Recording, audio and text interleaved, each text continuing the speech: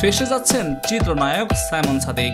আলো আসবেই নামে একটি হোয়াটসঅ্যাপ গ্রুপ কাণ্ডে নিজের নাম লিখিয়েছিলেন এ তারকা, যেখানে আওয়ামী লীগ সমর্থক হিসেবে পরিচিত অভিনয় শিল্পীদের একটি দল বৈষম্য বিরোধী ছাত্র আন্দোলনকে দমানোর জন্য নিজেদের পরিকল্পনা বাস্তবায়নে বিভিন্ন কর্মসূচি নিয়ে আলাপ আলোচনা করতেন।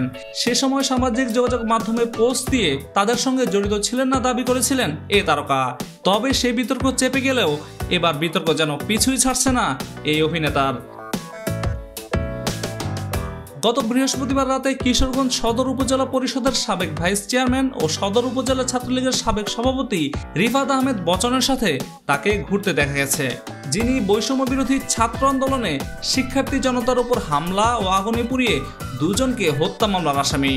ভিডিওতে দেখা যায় মধ্যরাতে অভিযুক্ত আসামি রিফাতের সাথে গাড়িতে করে ঘোরাঘুরির সময় বেশ খোশ মেজাজে আছেন সাইমন সাদিক।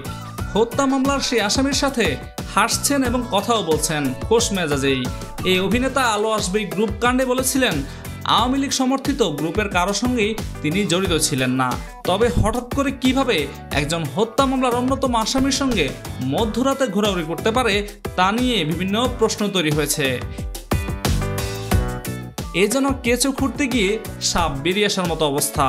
তবে এই বিষয়ে সাইমন সাদিকের সঙ্গে মুঠোফোনে কথা বলার চেষ্টা করা হলে তার ফোন বন্ধ পাওয়া যায়। উল্লেখ্য, আলো আসবেই হোয়াটসঅ্যাপ গ্রুপে সাবেক তথ্য প্রতিমন্ত্রী মোহাম্মদ এ আরাফাত এবং সংসদ সদস্য ফেরদৌসের নেতৃত্বে সবাইকে গ্রুপে অ্যাড করা হয়, যারা মূলত আওয়ামী লীগ সমর্থক হিসেবেই হয়েছে।